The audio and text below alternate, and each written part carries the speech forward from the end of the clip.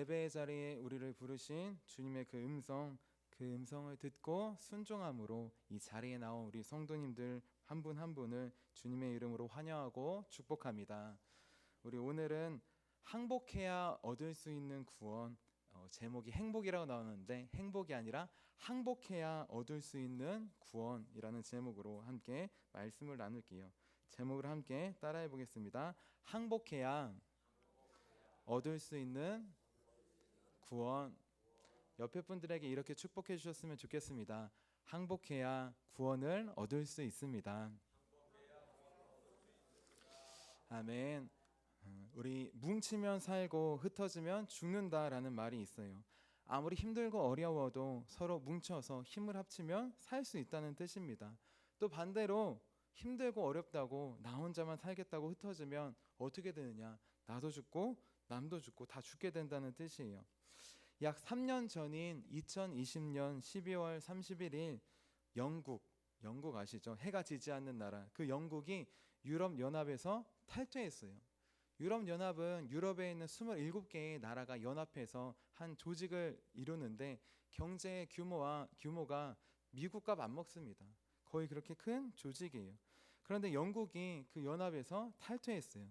이것을 브렉시트라고 합니다. 한 번은 들어보셨죠? 네, 브렉시트. 영국이 이 유럽연합에서 탈퇴한 이유는 바로 유럽연합에 내야 되는 부담금 때문이었어요.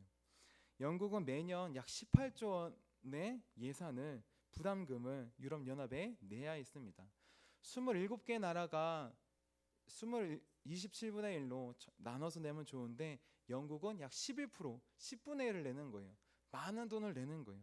그러니까 영국이 정말 잘 살 때는 상관없는데 힘들고 어려워지잖아요. 매년 18조 원이면 적은 돈이 아닙니다. 그 유럽연합에 내지 않고 우리가 씁시다. 유럽연합에 내지 않고 우리가 그 예산을 사용합시다. 그런 의견들이 많이 나오기 시작합니다. 그래서 영국 정부는 국민들을 대상으로 투표를 했어요. 2016년 우리 지금으로부터 약 7년 전에 투표를 합니다.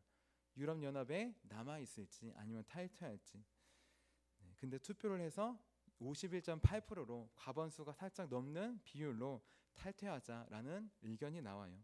그래서 2020년에 지금부터 한 3년 전에 탈퇴합니다. 그럼 영국이 유럽연합을 떠나서 잘 살게 되었을까요? 처음에는 잘 사는 것처럼 보였습니다. 매년 18조 원씩 유럽연합에 내야 됐는데 이제 안 내도 되기 때문이에요. 우리가 사용할 수 있기 때문입니다. 그런데 유럽연합을 탈퇴한 지 1년 괜찮은 것 같고 2년 좀 이상한데 하다가 이제 3년, 4년째 되니까 경제가 많이 어려워지고 있어요. 브렉시트를 후회하고 있습니다. 왜냐하면 유럽연합에 경제적인 부담금은 많이 냈지만 그 이상으로 얻는 것이 더 많았기 때문이에요. 그 이상으로 유럽과 무역을 하며 경제 교류를 하며 또 국경 없이 그렇게 넘나드는 것이 다 막히면서 많은 경제의 손실을 얻었습니다. 그래서 요즘 영국 사람들은 브렉시트 이전으로 돌아가고 싶다고 해요. 이런 결과가 나왔으면 안 그랬을 텐데 합니다. 우리가 사는 세상은 뭉치면 살고 흩어지면 죽는 것 같아요.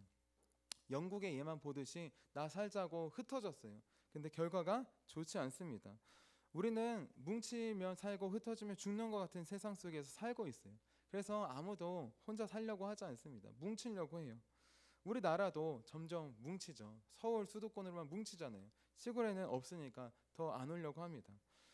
우리가 사는 세상은 이렇게 뭉치면 살고 흩어지면 죽는다라는 논리가 적용되는 것 같아요. 그래서 많은 나라들이 정말 종교와 이념과 정치로 그렇게 묶습니다. 그러면 정말로 뭉치기만 하면 살고 흩어지기만 하면 죽게 되는 걸까요? 뭉치면 살고 흩어지면 죽는 걸까요? 결론부터 말씀드리면 우리 뭉치기만 한다고 다 사는 것은 아닙니다. 그리고 반대로 흩어지기만 한다고 다 죽는 것도 아니에요. 그러면 어떻게 해야 정말 영원히 잘 살 수 있을까요? 우리 그냥 겉으로 보이는 것뿐만 아니라 우리 몸과 마음과 영혼이 잘 살 수 있을까요? 그 길은 오늘 말씀에 나와 있습니다. 결론부터 말씀드리면 오직 하나님께 붙어 있어야 합니다. 사람이 많이 모이든 적게 모이든 나라가 합쳐 있든 홀로 있든 그게 중요한 게 아니라 많은 나라들에 붙어 있고 강대국에 붙어 있는 게 중요한 게 아니라 오직 하나님께 붙어 있고 하나님만을 의지하는 나라가 살 수 있는 거예요. 하나님만을 대적하지 않고 하나님께 항복하고 하나님께 순복하는 나라가 살 수 있는 것입니다. 우리 오늘 말씀에 보면 하나님을 대하는 두 족속이 나와요. 하나는 살기 위해서 세상의 논리로 똥돌 뭉쳐서 우리 뭉치면 사니까 뭉치자 해서 뭉쳤던 가나안 7족속들입니다. 우리 오늘 말씀인 여호수아 9장 1절에서 2절 말씀 같이 한번 읽어볼게요. 1, 2절 말씀입니다. 시작. 이일 후에 요단 서쪽 산지와 평지와 레바논 앞 대연안에 있는 헷 사람과 아모리 사람과 가나안 사람과 브리스 사람과 히위 사람과 여부스 사람의 모든 왕들이 이 일을 듣고 모여서 일심으로 여호수아와 이스라엘에 맞서서 싸우려 하더라. 아멘. 자, 이들은 세상의 논리로 모였어요. 뭉치면 사니까 우리 뭉치자. 지금까지도 어려움이 많았지만 우리가 뭉쳐서 못 이긴 어려움이 전쟁이 있었느냐, 뭉칩시다 해서 가나안 지역에 있던 왕들이 뭉치기 시작했습니다. 지금 상황을 보면 여호수아와 이스라엘 백성들이 요단 동쪽에서 지금 몰려오고 있어요. 지금 요단강을 건너기 전에 이미 동쪽에 있던 두 왕들이 전멸했습니다. 헤스본 왕 시온과 바산 왕 옥이라고 하는 그 왕들이 나라가 전멸했어요. 이 나라는 동쪽에 있던 큰 나라예요. 가장 큰 두 나라예요. 가나안 족속들 중에. 근데 그 두 나라가 힘도 없이 이스라엘에 패배하고 진멸당한 것입니다. 이제 요단강을 건너왔어요. 물이 넘쳤는데도 그 요단강을 홍해를 건너왔습니다. 그리고 철옹성 같은 아이성도 그들이 무너뜨렸어요.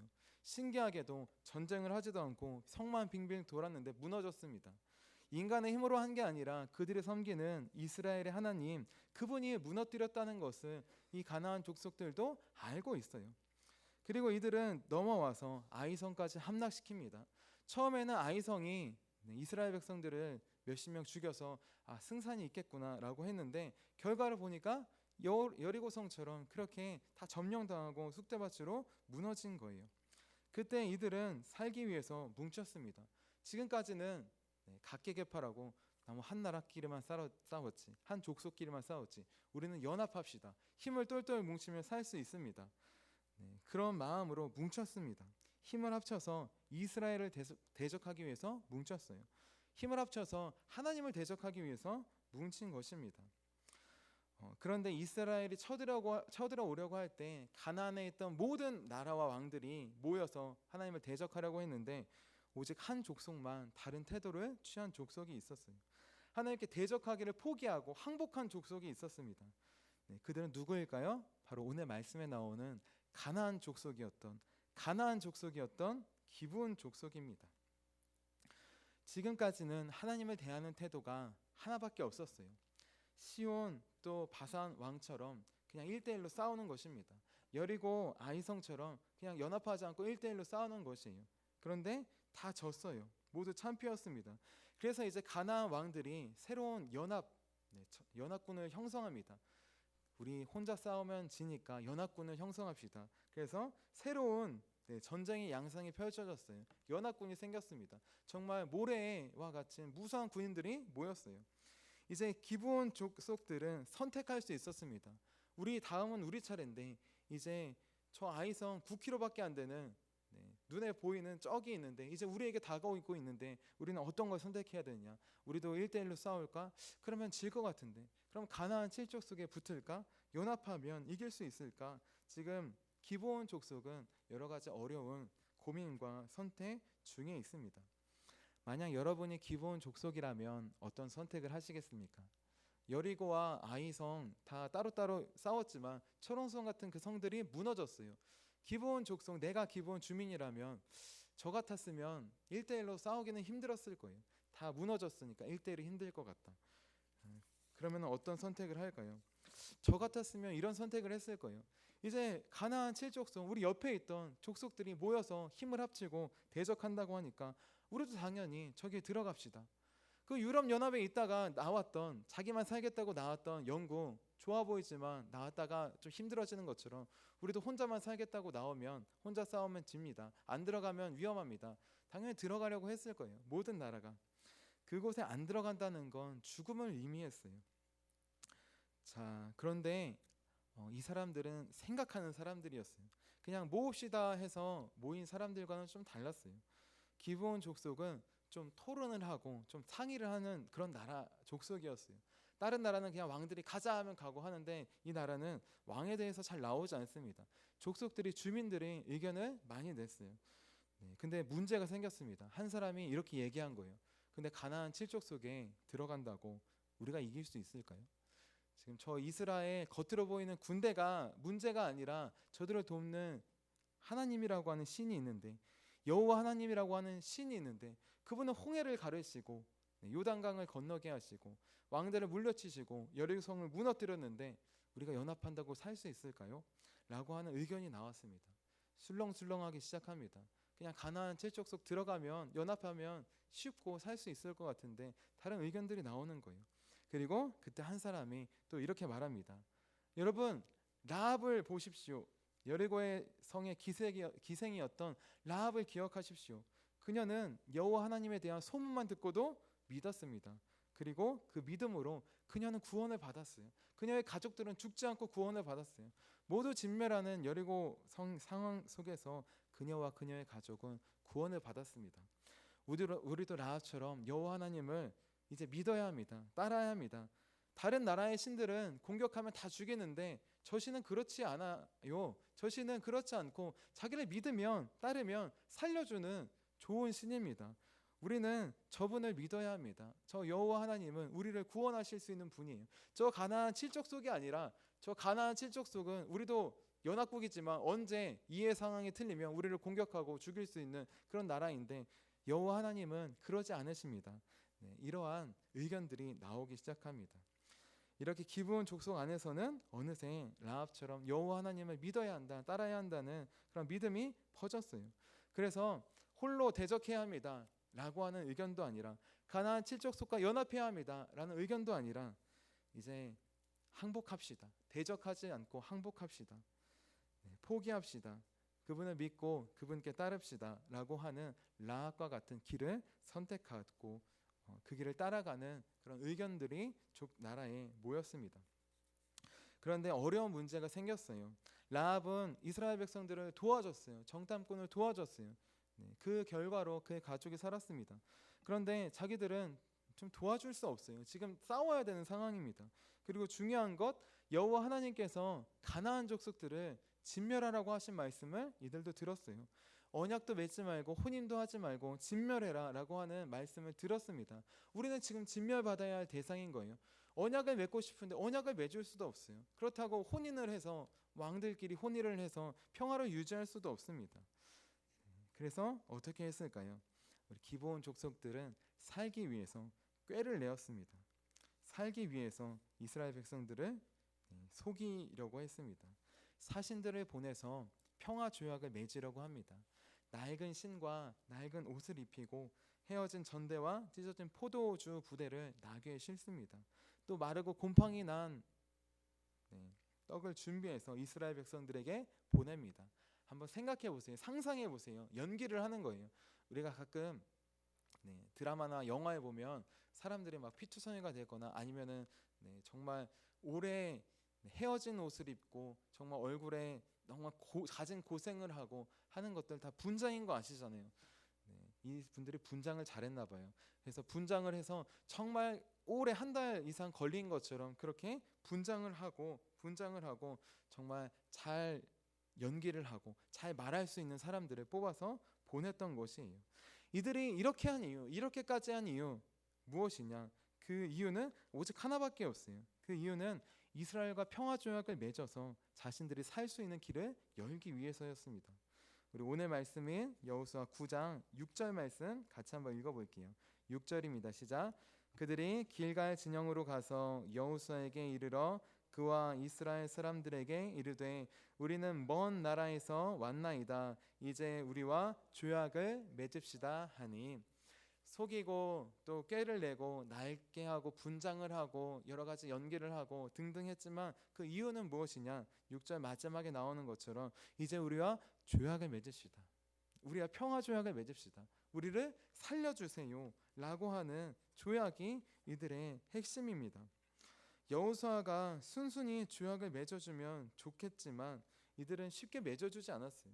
너네가 가나안 족속인 거 다 아는데 어떻게 맺어주냐? 우리는 너희를 공격하러 왔다. 진멸하러 왔다. 언약도 혼인도 하지 않을 것이다 라고 합니다. 어디서 왔는지 출신이 어디인지 꼬치꼬치 캐묻고 있어요. 자, 그러자 여호수아와 이스라엘 백성들을 속이던 기브온 족속이 이제는 진실을 이야기합니다. 이제는 속이지 않고 자신들의 신앙을 고백해요. 라합과 같이 진실한 신앙의 고백을 이제 합니다. 그 전까지는 모든 게 다 거짓말이고 속임이었다면 이들의 신앙 고백, 이거 하나만은 진실이에요. 우리 진실한 신앙 고백, 우리 오늘 말씀인 여호수아 9장 9절에서 10절 말씀 같이 읽겠습니다. 시작. 그들이 여호수아에게 대답하되 종들은 당신의 하나님 여호와의 이름으로 말미암아 심히 먼 나라에서 왔사오니 이는 우리가 그의 소문과 그가 애굽에서 행하신 모든 일을 들으며 또 그가 요단 동쪽에 있는 아모리 사람의 두 왕들 곧 헤스본 왕 시온과 아스다롯에 있는 바산 왕 옥에게 행하신 모든 일을 들었음이니이다. 아멘. 네. 바산 왕 헤스본 왕 시온에게 행한 일, 그것을 소문을 듣고 왔다고 합니다. 이 믿음의 고백은 어디서 들어본 것 같지 않으십니까? 바로 여리고성의 기생이었던 라합의 신앙 고백과 같은 고백입니다. 지금 모든 가나안 족속들이 이 이야기를 다 들었어요. 라합만 들은 것도 아니고 여리고성만, 아이성 사람들만 들은 게 아니에요. 기브온 백성들만 들은 것도 아닙니다. 여리고에 있던 모든 가나안 7족속이 이 소문을 다 들었어요. 그런데 이 소문을 듣고 하나님께서 이스라엘에게 행하신 구원의 이야기도 다 들었지만 들은 것과 믿은 것에는 차이가 있었어요. 들었지만 믿은 것은 오직 라합과 기브온 족속들, 그들만 믿었습니다. 다 들었지만 믿은 것은 오직 라합과 기브온 족속들 두 부류뿐이에요. 이스라엘을 구원하신 여호와 하나님을 믿은 것입니다. 그 이야기가 진짜인 것 같아. 그 말이 중요한 게 아니라 그 말씀을 하시고 이루신 하나님을 바라보고 믿은 것이에요. 그래서 라합은 자기 민족 가나안 백성 여리고 족속을 배신하면서까지 하나님을 따랐습니다. 지금 기브온 족속, 가나안 족속이에요. 근데 자기 종족을 배신하면서까지 하나님을 따릅니다. 하나님의 말씀을 믿기 때문에, 그분만이 우리를 구원하시는 분이심을 믿기 때문에 대적하지 않은 거예요. 항복한 거예요. 그분을 따르고 믿고 섬기기로 결단한 것입니다. 하나님께서 라합이 하나님을 믿고 그를 따를 때, 그를 따른다는 건 그에게 왔던 정탐꾼들을 도와주는 것이었어요. 고발하지 않고 숨겨주고 도와주는 것이었어요. 그도 거짓말을 했습니다. 하지만 거짓말 자체의 진위 여부가 중요한 게 아니라 하나님의 일에 따랐다는 거예요. 그때 하나님께서 그 믿음을 보시고 그녀와 그의 가족을 구해주셨어요. 마찬가지로 기브온 족속이 하나님을 대적하지 않고 항복했을 때, 하나님의 편에 선다고 믿음으로 고백했을 때 이들은 드디어 평화 조약을 맺게 됩니다. 드디어 이스라엘과 평화 조약을 맺게 됩니다. 오늘 말씀인 14절부터 15절 말씀 우리 함께 읽어볼게요. 14절 15절입니다. 시작. 우리가 그들의 양식을 취하고는 어떻게 할지를 여호와께 묻지 아니하고 여호수아가 곧 그들과 화친하여 그들을 살리리라는 조약을 맺고 회중 족장들이 그들에게 맹세하였더라. 아멘. 여호수아와 이스라엘 백성들이 묻지 않고 조약을 맺었습니다. 그리고 묻지 않고 족장들이 죽이지 않겠다고 맹세를 하였어요. 대체 왜 이들은 하나님께 여쭙지 않은 걸까요? 바로 얼마 전에 이들은 아이성 전투에서 하나님께 묻지 않고 공격했어요. 의미대로 그냥 3천 명만 보내소서 그 말을 듣고 공격했다가 패배의 경험이 있습니다. 그런데 또 이들은 하나님께 묻지 않았어요. 하나님, 이 족속이 어딘지 모르겠는데 멀리 왔다고 했는데 과연 조약을 맺어도 될까요? 이들이 말이 참 진실일까요? 하나님께 기도하고 물었을 수도 있어요. 그런데 대체 왜 이들은 묻지 않았던 걸까요? 이들이 묻지 않았던 이유, 그것은 인간적인 이유가 아닙니다. 그것은 이들의 신앙이 부족하거나 이런 모습도 있겠지만 가장 핵심적인 이유는 무엇이냐? 하나님께서 물을 생각을 안 하게 하신 거예요. 하나님께서 기브온 족속을 살리시기 위해서 이들을 묻지 않도록 한 것입니다. 창세기에 보면 이와 비슷한 일이 나옵니다. 창세기 20장 6절 말씀이에요. 하나님이 꿈에 또 그에게 이르시되 네가 온전한 마음으로 이렇게 한 줄을 나도 알았으므로 너를 막아 내게 범죄하지 아니하게 하였나니 여인에게 가까이 하지 못하게 함이 이 때문이니라. 아멘. 아브라함이 자기 아내를 사라를 누이라고 속였어요. 죽일까봐 속인 거잖아요. 그렇죠? 네, 그런데 그랄 왕 아비멜렉이 속인 걸 모르고 사라를 아내로 취했습니다. 그래서 아내를 맞이하고 지금 혼인을 하고 또 같이 결혼을 하고 같이 방을 쓰려고 해요. 그런데 하나님께서 막으십니다. 이 사람은 온전한 마음으로 모르고 속은 것이지만 하나님께서 막은 것이에요. 죄를 짓지 못하게 하나님께서 막은 것입니다. 그리고 중요한 것, 아비멜렉에게 그 죄를 돌리지 않습니다. 너가 정말 범하면 죄를 짓는데 짓지 않게 막으셔요. 그 이유가 무엇이냐? 이 일이 아브라함의 잘못과 속임수와 연약함도 있지만 그것을 넘어서 하나님께서 비록 속이는 것이지만 아브라함을 축복하기 위해 하나님께서 그 속임을 바꾸어 주셨기 때문입니다. 비록 속이는 것이지만 아비멜렉에게 죄를 돌리지 않게 하셨어요. 마찬가지로 여호수아와 이스라엘 백성들이 조약을 맺은 것, 이들에게 죄를 돌리시지 않으십니다. 속인 것보다 더 중요한 것은 이들이 하나님을 향한 믿음과 신앙으로 나았다는 것이에요. 라합이 여리고성 족속을 버리고 나온 것처럼 이들은 가나안 칠족속을 버리고 나왔습니다. 당장 버린다면 당장 공격을 받고 죽임을 당해야 될 위험에 처해 있어요. 그럼에도 불구하고 이들은 하나님을 선택했습니다. 하나님만이 참 구원이심을 바라보았어요. 라합을 통해서 하나님께서 라합의 믿음을 보시고 그의 가정을 구원하셨지. 우리도 라합처럼 하나님의 믿음으로 구원받을 수 있습니다. 그러한 믿음이 퍼지면서 이들은 비록 속였지만 이스라엘과 평화 조약을 얻을 수 있게 되었습니다. 기브온 족속, 이들은 가나안 족속이었어요. 가나안 족속, 진멸받아야 될 족속입니다. 하지만 성경을 자세히 보면 가나안 족속이라도 하나님을 믿고 따른다면 구원받을 수 있어요. 라합도 가나안 족속이었지만 믿음으로 구원받았습니다. 그리고 그녀는 예수 그리스도의 족보에 오르는 큰 은혜를 받았어요. 기브온 족속도 마찬가지입니다. 가나안 족속이었지만 하나님의 믿음으로 그들은 가나안 족속이 아니라 이스라엘 족속이 되었어요. 하나님을 믿기 이전에는 진멸받아야 될 가나안 족속이었지만 하나님을 믿은 순간부터 겉으로 보이는 건 가나안이지만 그의 믿음이 속사람이 이스라엘 족속이 되었습니다. 하나님을 예배하고 따르는 이스라엘 민족이 되었어요. 하나님께 구원받고 하나님의 백성이 되는 길, 그 길은 오직 하나님의 말씀에 항복할 때에만 얻을 수 있습니다.